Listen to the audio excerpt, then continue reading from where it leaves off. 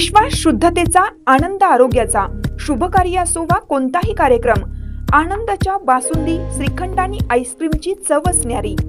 आनंदाची उत्पादने आईस्क्रीम, कुल्फी, श्रीखंड, बासुंदी, दही, ताक, लस्सी, पेढे, कप, कोन आणि बरंच काही. Anand ice cream and milk products, Ramanand Nagar, taluka Palus. संपर्क 90 11 30 93 99 99 75 57 16 86. कराडसाठी 90 11 16 93 99.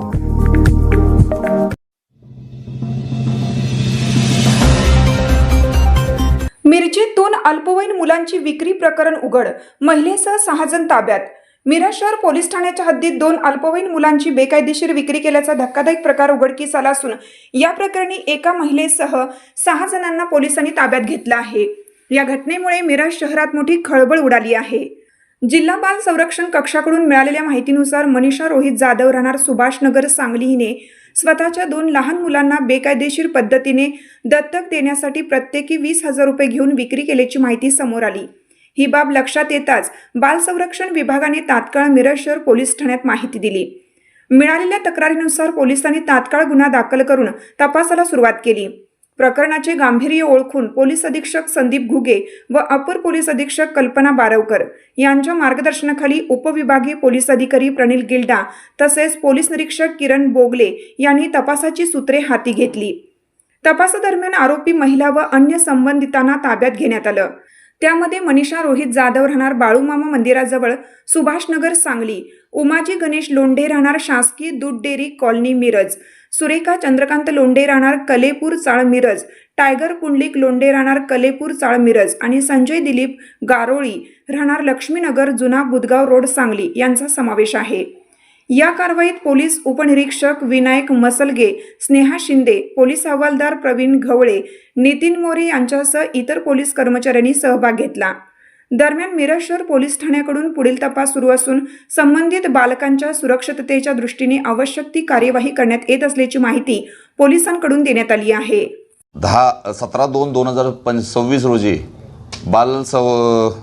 बाल कल्याण समिती यांच्याकडून रोहिणी महादेव वाघमारे, ज्या जिल्हा बाल संरक्षण अधिकारी आहेत, त्यांनी आमच्याकडे एक तक्रार दिली की एक महिला त्यांच्याकडे आलेली आहे, मनीषा जाधव, जी भगिनी निवेदिता इथून आलेली आहे आणि तिच्याकडून माहिती अशी त्यांना प्राप्त झालेली आहे की तिनं तिची पहिली 2 मुलं परस्पर 20,000 रुपयामध्ये विकलेली आहेत.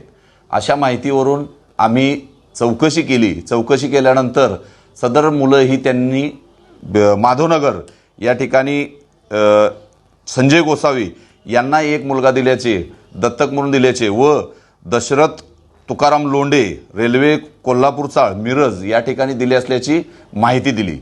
त्यावरून सदरची प्रोसिजर ह्यांनी कोणतीही कायदेशीर प्रोसिजर पूर्ण न करता परस्पर ही मुलं त्यांना दिली होती, विकली होती असं माहिती प्राप्त झाल्यानंतर ज्यांच्या मध्यस्थी म्हणजे जे 2 लोक आहेत, सुरेखा लोंढे, ज्या महानगरपालिकेत अटेंडंट म्हणून काम करतात, सांगली महानगरपालिकेत आरोग्य विभागात, तर त्यानंतर उमाजी रमेश लोंढे जो इथं मिरजमध्ये आहे, तो शासकीय दूध डेअरीजवळ राहतो, यांच्या मध्यस्थीनं त्यांनी ते परस्पर 20,000 रुपये विकली आहेत अशी माहिती प्राप्त झाल्यानंतर त्याच्यावर गुन्हा नोंद करून त्यांना सदर गुन्ह्यात आरोपी बनवण्यात आलेला आहे.